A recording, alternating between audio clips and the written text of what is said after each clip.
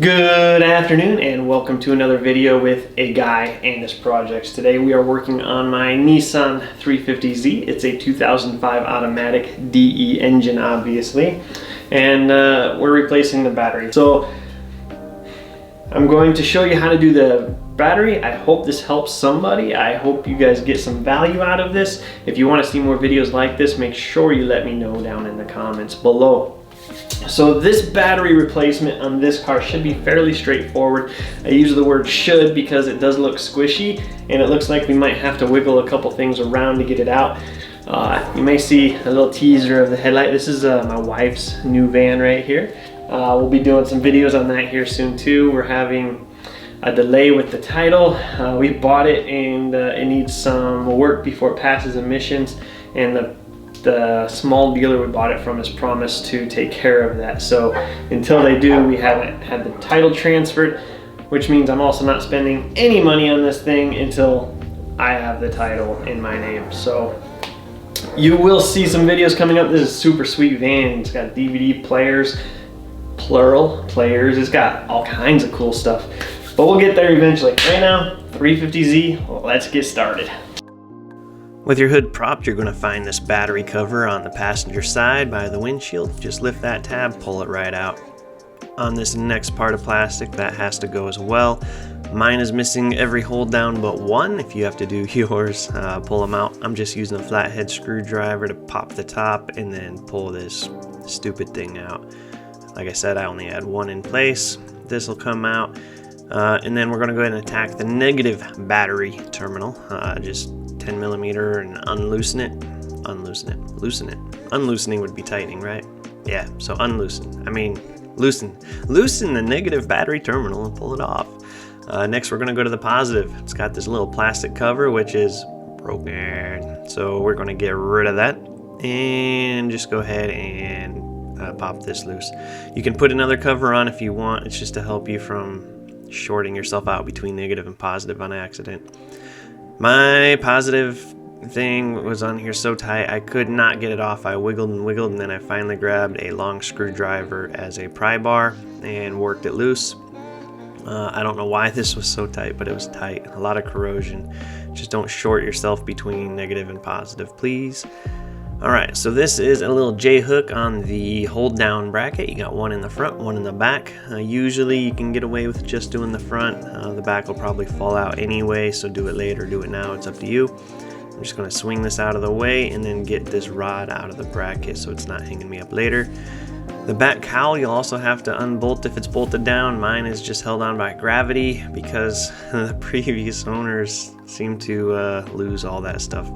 I'm working on it. So old battery out, new battery in. Notice I'm lifting up that rear cowl.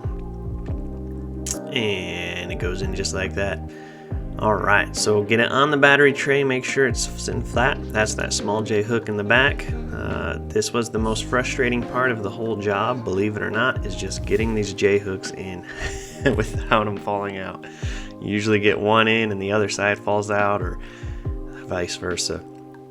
Tighten them down. I do not have a torque spec for you, just tighten them till it's tight.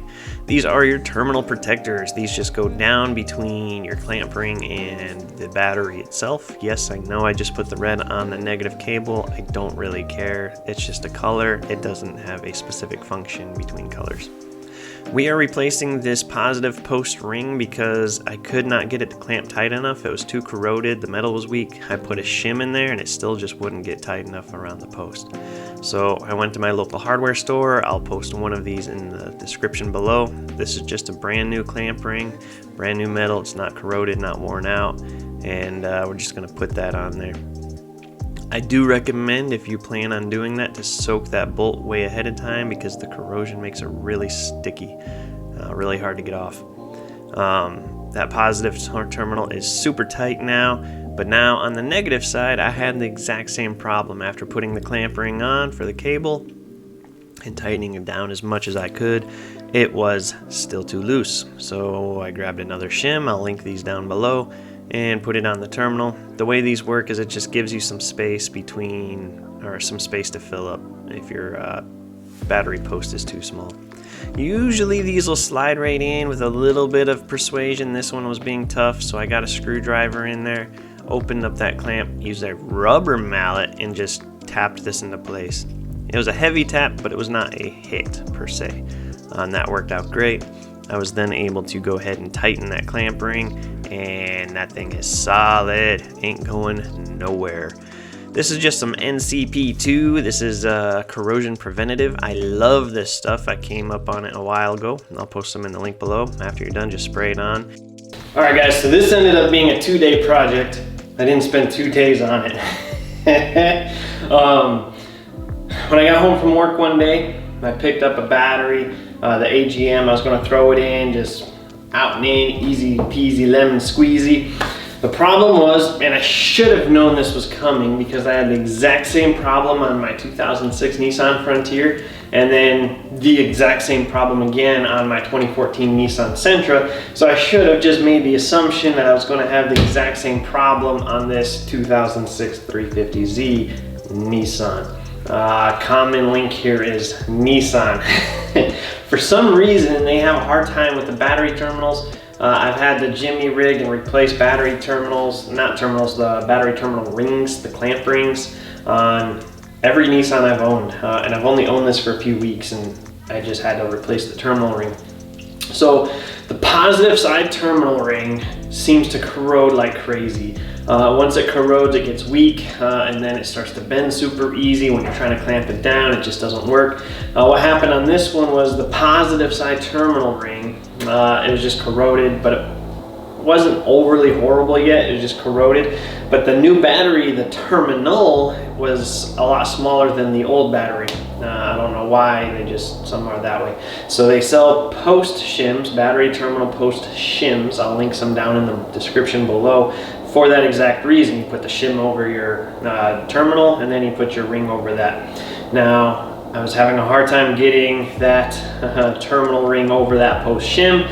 And once I did, I couldn't tighten the ring tight enough because it was stretching to hold that shim and tight on the post.